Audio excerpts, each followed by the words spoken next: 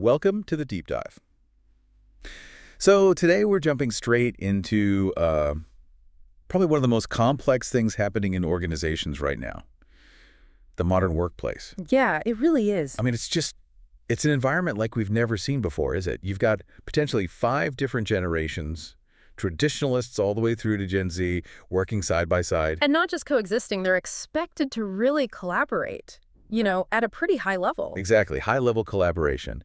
And, Tim Elmore calls this a new kind of diversity, which I think is a great way to put it. It is, because it brings so much potential, right? Yeah. Different skills, perspectives, potentially huge advantages. But, and this is the big but, from our sources, without really careful management, it often just leads to, well, friction, poor communication, people feeling isolated, even real conflict. Yeah, misunderstandings abound. We end up spending energy on navigating those differences instead of on the actual work. So that's the challenge we're tackling. Right. And the mission for you listening in is really to get past those surface level stereotypes. The boomers are like this, millennials are like that kind of thing. Yeah, those lazy labels. Exactly. We're going to use some solid evidence here. Data from places like the London School of Economics, insights from organizational psychology, and map out how you can actually turn that, let's face it, inevitable generational friction into a real productive edge. It's about leading people, not labels. Okay, let's unpack this. Yeah. So maybe we should start with a quick overview of these cohorts, but focusing on the friction points, not just dates. Yeah, good idea. Forget reciting lists of values. Think about their sort of core relationship with work and authority. That's where the differences often crop up. Okay, so if we look at the older generations first, Yeah. the traditionalists and baby boomers, Mm-hmm. their bedrock seems to be things like loyalty, tenure, respect for the established hierarchy. That's generally true, yeah. Job security, climbing the ladder within that structure, that was often the path. Clear chain of command. Right. And then you jump to the other end of the spectrum. Millennials and Gen Z, they seem much more driven by achievement, by purpose. Definitely. And they're usually way more comfortable questioning things, asking for constant feedback, wanting their work to mean something personally. Yeah. So a very different starting point in terms of expectations. Hugely different. And then you've got Gen X kind of holding the middle ground. The independent ones. Skeptical, self-reliant. Yeah, often described that way. They tend to view work more transactionally, perhaps, Right. like a professional contract, fair pay, developing skills, but also, crucially, that work-life balance. That makes sense. So that's the broad landscape. Right. But you mentioned a caveat earlier. Yes. And this is absolutely critical, and the sources really hammer this home. The differences within any single generation, based on where someone is in their life, their background, their specific job, those differences are often much, much bigger than the average differences between generations. So lumping all millennials together is just wrong. It's analytically lazy, basically. Think about it. A Gen Z person just starting their career versus a millennial maybe juggling kids and a mortgage.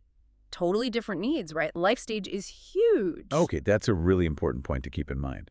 Because this mix, this multi-generational thing, it really is a double-edged sword, isn't it? Absolutely. The potential upside is massive. You get that deep institutional knowledge from older folks, maybe political savvy. Mixed with the tech skills and sort of fresh eyes of the younger generations.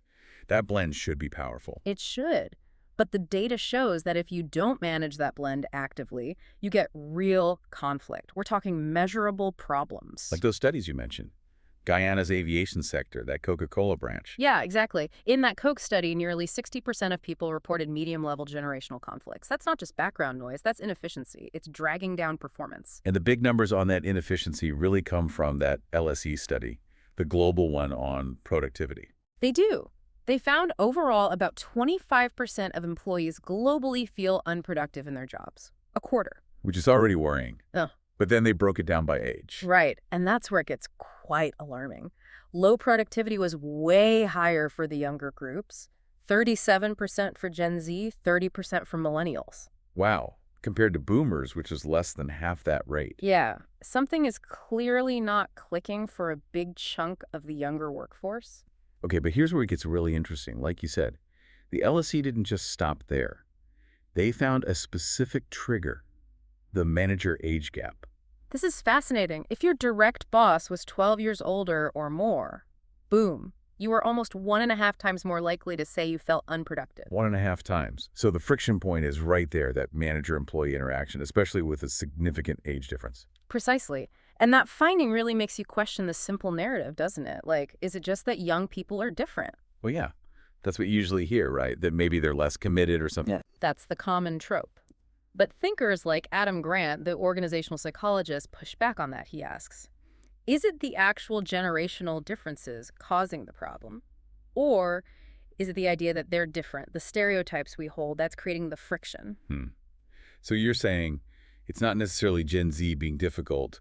It might be the manager thinking Gen Z is difficult, and that changes how they manage them. That's Grant's angle. He talks about this recurring pattern. He calls it the illusion of moral decline. Basically, every generation tends to think the next one is lazier, less ethical, you name it. Okay, I can see that pattern historically. And the danger is, if that belief takes root in a manager, it can turn into ageism. Maybe they don't give challenging assignments, or their instructions aren't clear because they've already decided the younger person won't get it. And that behavior then leads to the low engagement and productivity the LSE measured.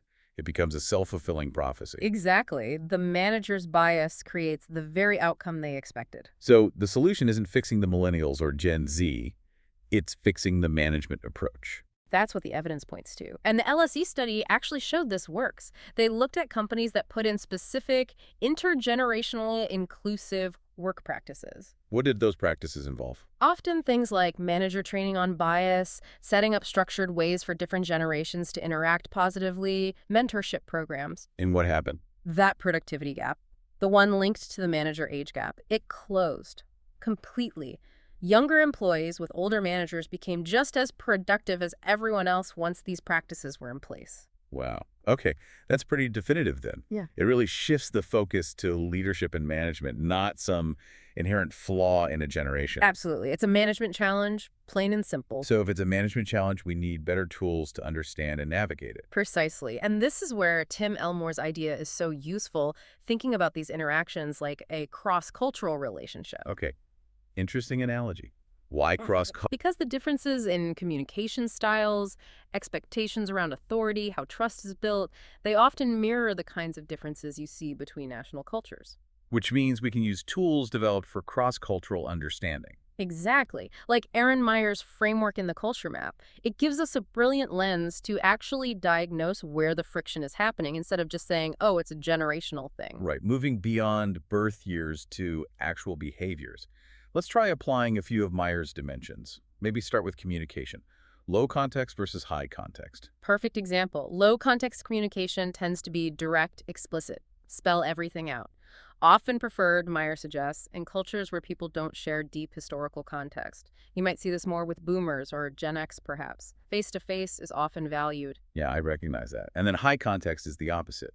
More nuanced, relies on shared understanding, less explicit. Exactly. Think quick digital messages, using emojis, assuming the receiver gets the underlying meaning. Maybe more comfortable for digital natives like millennials and Gen Z. And that's where clashes happen, right? A Gen Z sends a short Slack message, and the boomer manager thinks it's abrupt or disrespectful because it lacks formality. Precisely. It's not rudeness, it's a style clash. The boomer wants low context clarity. The Gen Z assumed high context understanding. Okay, what about leading? Egalitarian versus hierarchical. Another key dimension. Traditionalists and boomers often grew up respecting, or at least operating within, clear hierarchies. The org chart mattered. Whereas millennials and Gen Z often prefer things more egalitarian. Leaders should be approachable, decisions more collaborative. Generally, yes. They might be more comfortable challenging authority or bypassing the formal chain if they have an idea. That can obviously cause friction in a more traditionally hierarchical setup. Okay, one more: trusting. Task-based versus relationship-based. This one's subtle but important. Meyer suggests some cultures, and maybe we can map Gen X here a bit, build trust primarily through reliability. You do good work consistently, on time. That's task-based trust. Makes sense. Actions speak louder than words. But for others, maybe more like millennials or Gen Z who value collaboration and belonging, trust builds through personal connection. Shared experiences, coffee chats, team lunches. That's relationship-based trust. So a Gen X manager, focused purely on tasks, might struggle to build rapport with a millennial employee who needs that relationship element to feel truly engaged.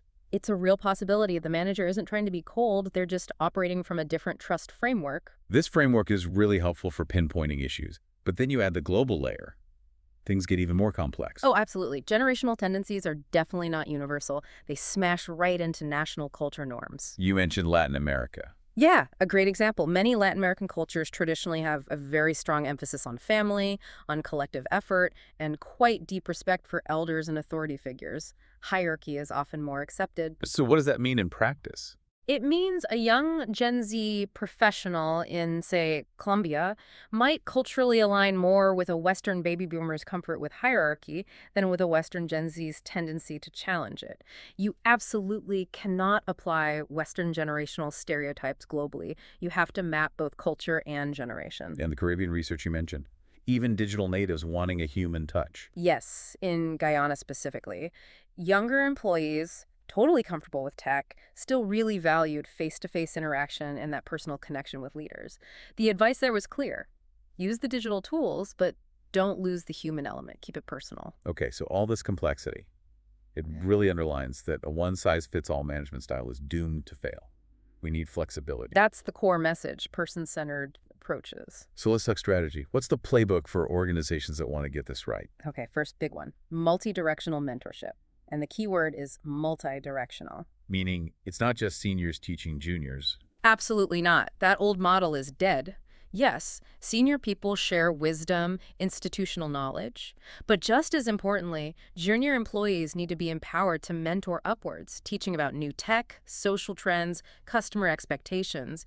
It has to be a genuine two-way street to build mutual respect. Okay, mutual exchange. Got it. What's next? Second, tailor the employee value proposition, EVP.